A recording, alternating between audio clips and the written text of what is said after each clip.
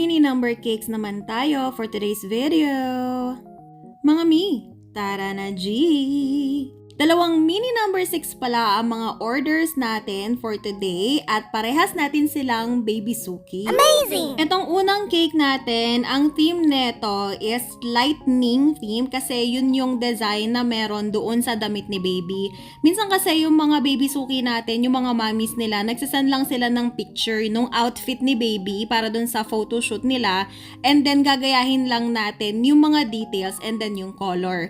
Yung iba naman meron talaga silang specific na design na sinesend sa atin. Simple lang tong cake na to, bali color gray lang siya and then yung lightning natin ay iba't ibang sizes na color yellow. Dinagdagan ko na lang din to ng gold raji sa taas para naman hindi siya masyadong boring kasi habang pinapipe ko tong icing natin sa bandang baba, nakita ko parang boring siya. So, ayan, nilagyan natin siya ng gold rajis. Dito naman tayo sa next cake natin. Ayan, syempre, choco moist din ang flavor niyan. And ang theme naman ng cake na ito is Snow White. Walang sinend na design sa atin si customer, pero ako na mismo yung nag-send sa kanya ng inspiration na design to confirm kung okay sa kanya. And ayun, bet naman niya.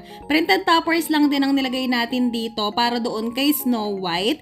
And then, ginaya lang din natin yung color palette ni Snow White which is red, blue, and yellow. Kapag pala yung mga baby suki ko ay nakakaabot na sa akin sa 6 month o yung halfway to 1 nila, palagi ako nagbibigay ng free na 6 pieces na cupcake as a thank you sa kanila and syempre parang gift na rin natin. O diba, banggahan? Tapos ang ginagawa ko, hindi ko sinasabi sa kanila na meron silang free na 6 cupcakes. Hindi ko rin sila sinesendan ng picture ng cake na may kasamang cupcake. Magugulat na lang sila na merong kasamang cupcake upon delivery na.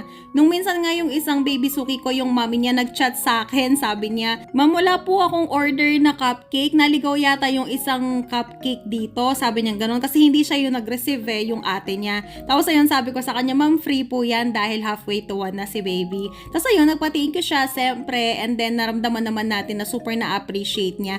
Alam mo yun kasi, iba yung feeling kapag ka naso-surprise ko yung mga customers ko, tapos nakikita ko yung mga ngiti nila or nababasa ko yung mga thank you messages nila sa akin, tapos makikita mo pinopost nila. Ayun, wala lang, masarap lang talaga siya sa feeling. Ewan ko ba? Siguro dahil hindi lang kasi ako gumagawa ng cakes para lang kumita. Gusto ko kasi talaga tong ginagawa ko. Tsaka gustong gusto ko yung na-appreciate ng mga tao yung gawa ko, yung napapangiti ko sila. Naku, lalong-lalo na kapag ka hinahatid ko yung mga cakes or pinipick up nila yung cakes, yung mata ko laging nakatingin sa kanila sa kung ano ang magiging reaction nila. Tapos kapag ka nakasmile sila or may sasabihin sila, "Ang ganda naman po," ganyan, naku, pinakamasarap na feeling yun. At ito na ang final result! Wow! O diba, ang syala ng mga cakes natin, napakasarap tingnan sa mga mata. And that's it for today. See you on our next video. Bye!